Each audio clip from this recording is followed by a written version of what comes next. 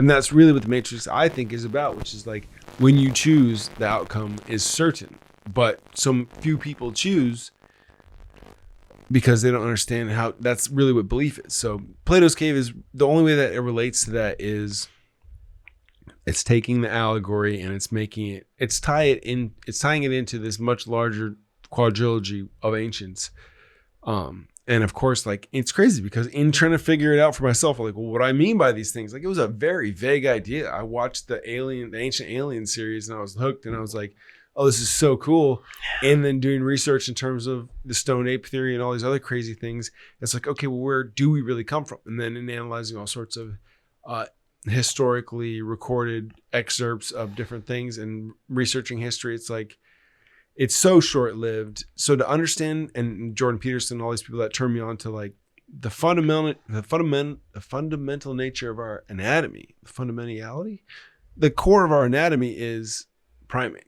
And like when you really own it, it's like, that means we're prone to extreme violence. That means we're susceptible to visual elements rapidly and more quickly than we'd like to acknowledge, which is what reaction is. And it's all these crazy things. So my theory is to create a film that engages people on so many levels, but especially their most basic levels, the visual element of things that already hold significant emotional weight to them, which is what movies are supposed to be. It's like, that's why Michael Bay's who he is if you show chicks in bikinis and giant monsters made out of metal killing each other, you're going to get some sort of reaction. That emotional reaction is like fantastic because like never in real life would you see a Transformer fight somebody while there's like a 10 out of 10 model like that you would see only on the runway walking down the street just shopping. It's like it's this combination of things that don't actually exist in real life. So same sort of thing with this, and the analogy connects because he leaves his basic arc, I guess I should say, is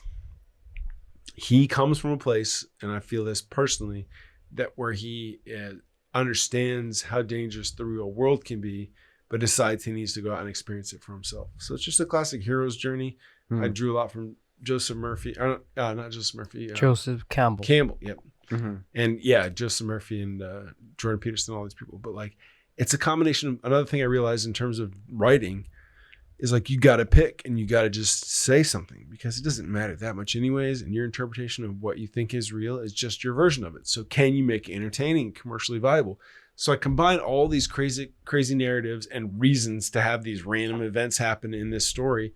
So if somebody says like, okay, why were there two kings in Plato's cave? Why are there two people that are king in Maya? Because they switch leadership back and forth. Because now Plato has picked his prodigy, Seth, which is the bad king, and his wife Azura are now in charge. So they run this thing where like, basically the Logan's Run aspect of it is because they're confined in this cave, they're feeding human beings their babies. So it's this crazy thing that they figure out at the end. And that's the reason why Cyrus left, is because he learned of basically the guy that invented these things, these androids, are taking care of human beings in Maya. So these androids are manuminds, so they're manufactured minds. So they're basically, their brain is able to basically keep their biological services running. So they're just metallic brains. So they're metallic brains inside of regular bodies, you know? And so their brains are just so advanced that they can keep their bodies repairing very fast. So these things live a long time. And Mercury invented them. So he created them to be able to sustain life on Earth as they went along this giant journey to go find Sirius B. So these things live 100 years for every regular human year, which is crazy because that way I can say, okay, if you live 100 regular years as a Manumind, you're living 10,000 years.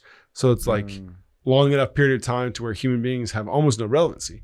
So they're feeding, essentially it goes so long that they're trying to, they're still on Earth and Mercury left a long time ago, and they're trying to sustain life long enough underground on Earth to where they've forgotten why they're even there. Right. And these Manuminds are running, and so their motto is, you know not what you are. And I believe that's an apt analogy for the human consciousness, because we don't even understand like all the different parts of our body made themselves.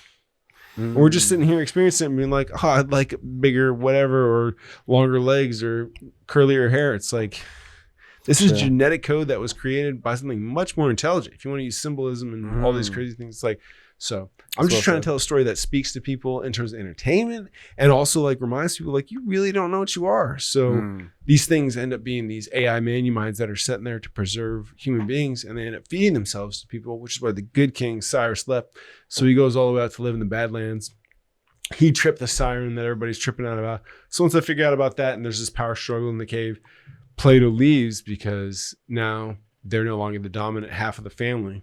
And I took that model from the Spartan law because there was always two kings, one to manage war and one to manage the home life or whatever. So I thought it was kind of cool. It's like listening to the Hellenistic period of Greek. It's fascinating. It's like where we came from in terms of... So when he leaves the cave, that's when the other king becomes, or the other person in charge becomes dominant? Pretty close to like, or when he starts like his wife, the good queen, is queen for a long time. And then Plato finally picks his prodigy, which is Ash. So right when we start the story...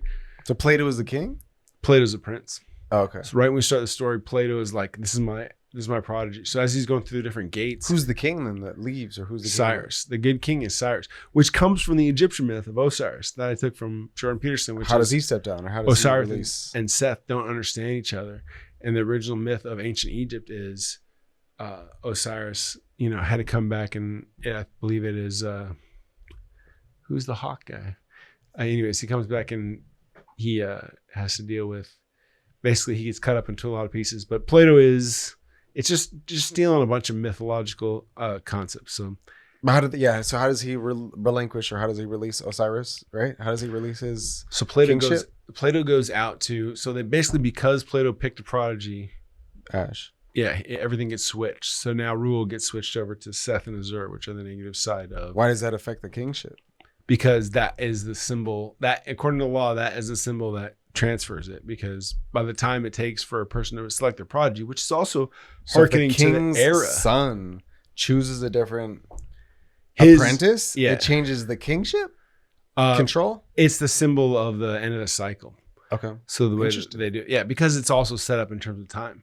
Okay. So, he's this certain age and he picks this like 10-year-old guy to like, okay, here's how the library works. So they're training each other on how to do the archives. But for whatever reason, when the archive master picks a prodigy, that's the changing of the cycle. And it's relative. And that's the whole point. It's like in the intro scenes, the sentries and guardsmen are arguing among themselves over like, it's not technically the end of the cycle. And the guy's like, just do it. It's okay. It's not a big deal. Because like it's part of like, how does it hit for the audience? Because I'm curious. Like, so it's like, like the changing of like, so like, because I'm trying to understand that, like you're saying that the cave, right? This is the cave, or the whole society is dominated by two oligarchs, or two like, essentially people who are kings. And so one is releasing his control because his son chooses a different pupil, or how does that work? How does you're saying that Plato leaves the cave, and by him leaving the cave with Ash, or no, Cyrus. So you have on the positive side of royalty, you have Cyrus and Grace. Those are the positive, and they represent the positive male and female archetype, according to Jordan Peterson, which is the positive male archetype is the one that explores. The female positive archetype is the one that nurtures. Okay. To the right amounts. But I also have them going to the wrong amounts, which is Horus. Horus is Plato. So the whole point of the analogy is if you push the positive and negative male and female archetypes to their extreme, they become detrimental. Sure. So the balance is understanding what's good and what's bad about the natural and unnatural tendencies of both sides, of both sexes. Right. And so it really, I think, will be topical. And the reason I chose the whole birthing clinic thing, which tied into Logan's Run, is because it's also topical to consider what's going on with the pregnancy laws right now and abortion laws and everything. There's a lot that's going on right now in the news in terms of Roe v. Wade and how women are feeling about like, okay, you can just take our babies. And so I'm just still trying to understand the general through line of like the cave is run by who? By kings? Royalty. These kings, right? Yeah. And the kings, one's Osiris and one is what, a bad king or a bad queen? Seth. And so Seth and Azur are the negative side, the male and female archetypes. So Cyrus is the guy that explores and goes out into the wilderness and explores almost to the point where he hasn't come back. The reason he did was because he found out that Mercury's law, which is the guy that created these manuminds, these AI, are to feed. Eventually, if you run out of food, to feed human beings to themselves to keep them alive long enough to maintain the genetic structure to do their final mission.